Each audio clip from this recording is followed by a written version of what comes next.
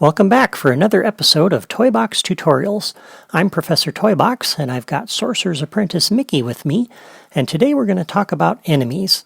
A good story needs its villains, and that's true whether it's a Disney movie, a Marvel superhero comic, or a Star Wars adventure. The same goes for a toy box, especially a story-based toy box. Including some enemies can add conflict to your toy box world and make it interesting. The easiest way to add enemies is to pick them from the enemies drawer and place them in your toy box.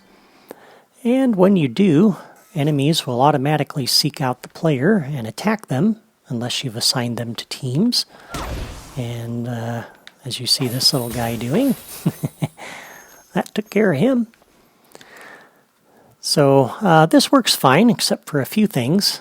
First, you'll notice the enemies don't stay where they're placed. They'll wander around. Second, once an enemy is defeated, it's gone.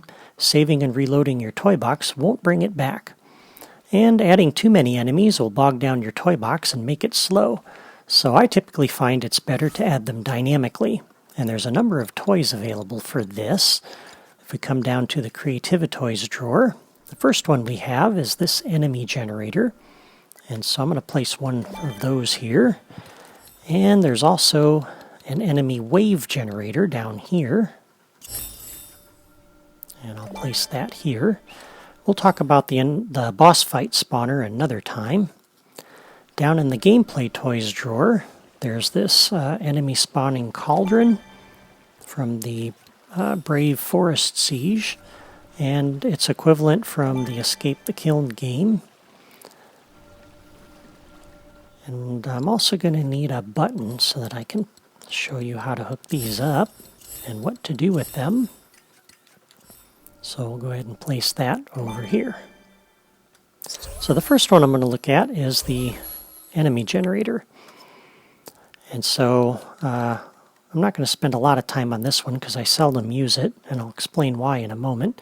But if we look at the properties, you'll see we have an option for a team, and we're not going to talk about teams today, but you can specify if you want the enemy to be on the blue team, orange, green, or purple teams, or none is the default. And there's these generated enemy options down here, which if you open them up, seem kind of confusing.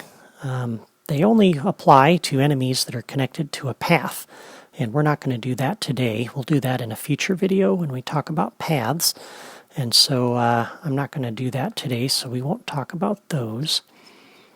But you'll notice there's no option for specifying which enemy you want to generate. To do that, you need a logic connection. And so we'll come over here to the button, and we'll select our button so that when it's pressed, we'll come over to the enemy generator. And this is organized by categories. You have your toy box enemies, and the rest of these are playsets. So you'll find your playset enemies in here. And there's a remove all option, which will take all of the enemies that have been generated by this generator out of the toy box. There's a few problems with this. First, if you look under like the Lilo and Stitch category, for example, you'll notice you have text descriptions for each of the enemies. Unless you've memorized which one these are, I have no idea which enemy this is going to actually put in my toy box. So that's not too useful. Another problem is, if you look under Toy Box, I want the Fantasia brooms for my toy box, and I do not see a broom in this list anywhere. So I already know that there's at least one enemy that this can't generate. There may be others, and so for that reason I don't like to use this. And the other problem is this only generates one enemy at a time. So I'd have to press this button multiple times to get multiple enemies, and that's not too useful. So we'll go ahead and delete that. And we'll spend the rest of our time looking at the enemy wave generator today. So if we come down here, we have this option to configure the wave, and this is going to configure what enemies are going to be in the wave. You can have one enemy or multiple enemies, and already I like this toy a lot better, because I have a picture of what these enemies are, and the name of that enemy is also at the top.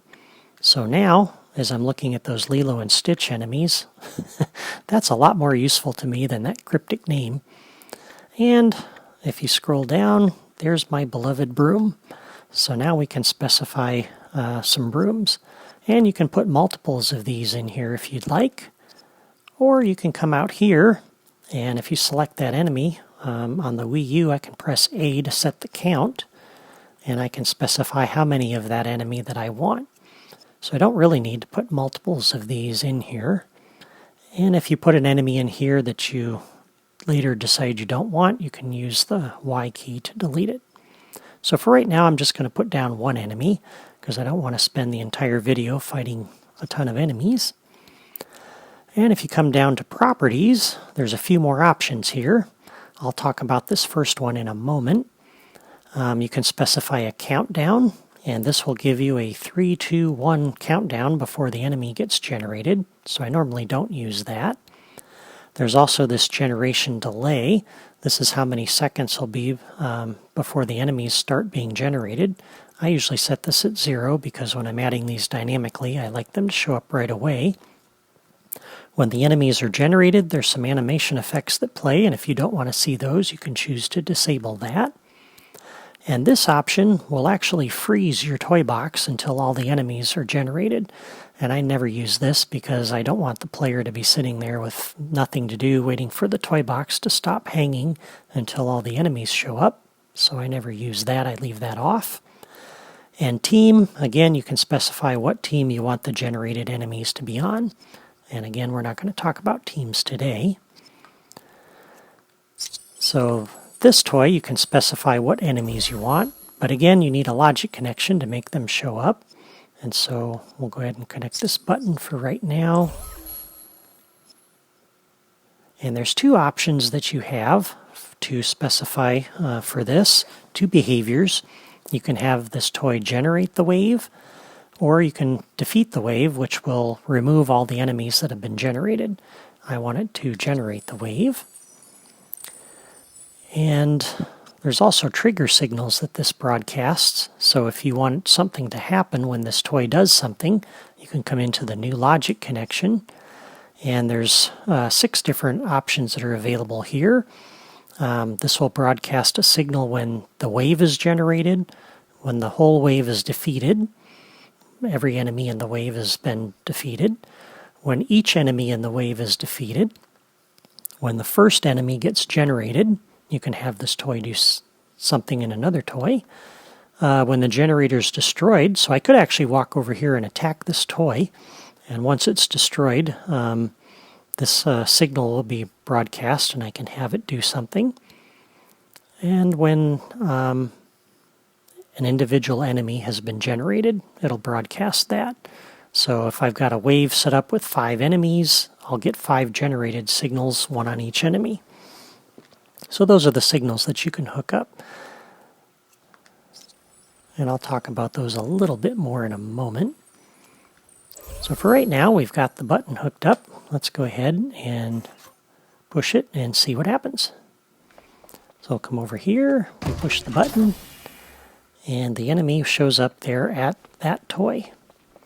And as soon as he sees me, he starts attacking me.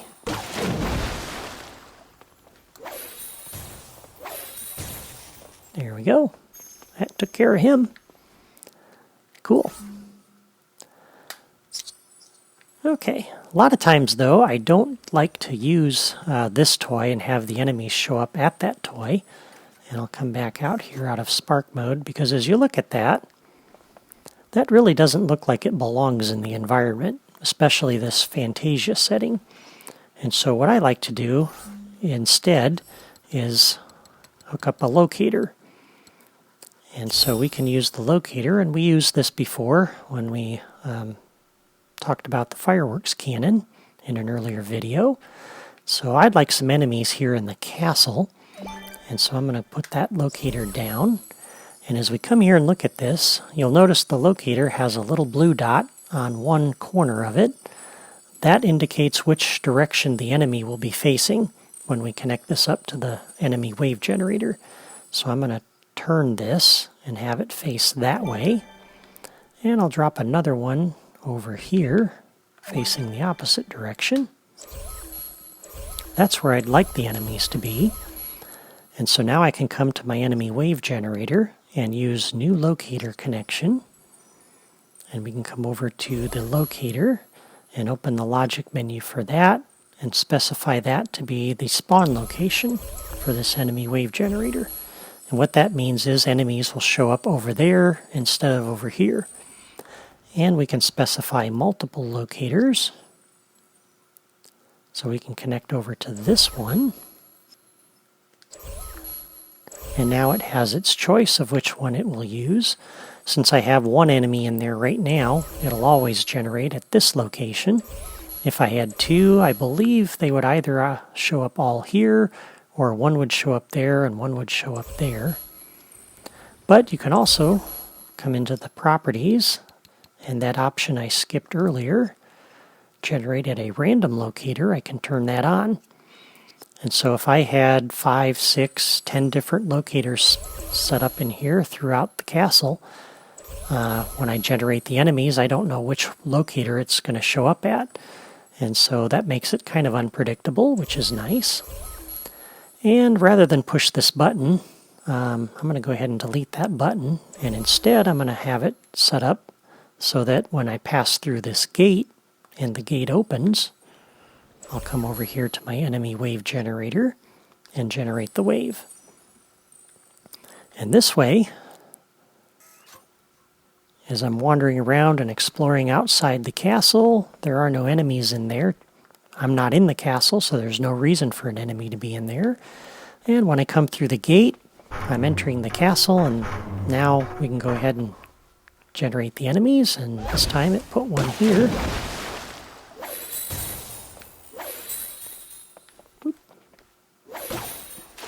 There we get away. Die, you little thing. There we go. So now the enemy's been generated, and they won't show up in the castle until I pass through that gate. And you may have already spotted the flaw in my logic, is if I try to exit through this gate, it's going to put enemies back in the castle again, and I'll deal with that problem next time. So for right now, we'll just hippity-hop over the wall and get out that way. So that's how you can generate enemies inside that castle. And again, the advantage is now the enemies, I don't have to put them all ahead of time from the enemies drawer all throughout my toy box and have it bog my toy box down. The enemies won't show up there until I actually enter this area, and that's a good thing. There's a couple more options in here. You'll note there's a new actor connection, and to be honest, I think I know what this is supposed to do, but it doesn't actually do anything, and I think that's probably a bug, but there's not really any way to prove that. But if you're curious what I think that's supposed to do, we can come over here to the townspeople, and I'm going to use this townsperson as an actor, and I'll drop Mater in here in my toy box. So if we come over to our enemy wave generator and say new actor connection, we come over here to Mater. You can specify him as a follower, and now you'll see he's connected up to the wave generator. And I'm not sure whether that means he's supposed to follow the enemies or the enemies are supposed to follow him.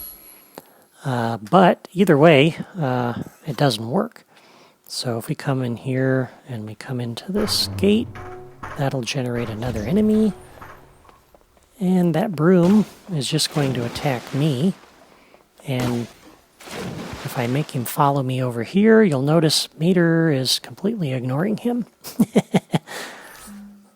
And if I take myself out of the picture and go into spark mode, so that I'm not here, that broom is not following Mater, and the Mater is not following the broom. So what that's supposed to do, I don't know. I've tried attaching both of these to the same team, thinking maybe they had to be on the same team to follow each other, and that didn't work. And that doesn't seem to make any difference at all. And of course, selecting Mater, once he's in here, he's so small. Those townspeople. There we go, I can delete him now. Yeah, so I don't know what that new actor connection is supposed to do. But it doesn't really do anything, so I never use it. And I've looked online and I can't find anybody else that really has even attempted to do anything with that, because nobody else knows what it does either. There's another option that's in here, and I alluded to this earlier and mentioned we'll look at it later, but it's the new path connection. And we haven't talked about paths yet, so I can't really discuss this too much, but basically what this does is if you have a path set up in your world, you can connect this toy to that path, and when the enemies are generated, they will walk along that path or run along that path depending on the speed that you set. And so that's kind of a useful way to set up patrol routes and different things. And we'll talk about that more after we've had a chance to introduce the path tool. But that's basically everything. And I think I mentioned this new team connection, but in case I didn't, I think that's pretty much redundant with the property over here underneath the team, because you can specify that there. And this just lets you connect to the Creativi-toy down here for teams, which are these things. And again, what that does for you that the other option doesn't, I'm not quite sure. These two toys are basically identical to the enemy wave generator, so I'm not going to spend a lot of time on them, but there are a couple of differences. First, you'll notice there's no option for a locator connection, and what that means is the enemies are always going to generate at this location. There's no way to make them do anything different. And the trigger signals, or the behavior signals are different. So if we come over here to the gate, and when the gate is opened, we come over to this toy. There's no option to generate the wave or defeat the wave. Instead, we've got three different options. One says activate, one says deactivate, one says reset. Activate will start the Cauldron generating enemies. And it's just going to continually generate enemies until you destroy that Cauldron or set up a different logic connection to deactivate the Cauldron. And reset will restore the Cauldron after it's been destroyed. Other than that, this is basically the same as the wave generator. You've got the same option to generate the wave. You've got the same properties minus the random locator option. And the trigger signal, or the trigger signals that it broadcasts are all the same as the enemy wave generator. So there's no difference. The main difference that I see here is that these two wave generators per se are themed. So unlike this one, which doesn't really fit the environment, this one works well in a fantasy setting, and this one works well in a futuristic setting. So you can have these wave generators out there, and they don't look out of place, and you can destroy them as needed. And so that's how I use those. But anyway, before I would actually finish this, I would put down a few more locators in there and establish some connections to this. And then I would move this out of sight below the terrain where I can't see it. And put that down there. And then you don't know that it's there. You just know that when you go through that gate, the enemies show up. So I think that just about covers the topic of enemies. We'll be using these Creativi-toys again in future videos as we look at some other toys and begin setting up some tasks for Mickey. Sorry this tutorial's a little longer than usual, but I wanted to be thorough and cover some aspects of the enemy wave generator that aren't typically discussed, so hopefully you'll appreciate that. Thanks for sticking with me through this episode. Be sure to subscribe to my channel or sign up on my blog so you don't miss the next video in this series. And if you found today's video helpful, I would be grateful if you gave it a like. Thanks again for watching, and I'll see you next time.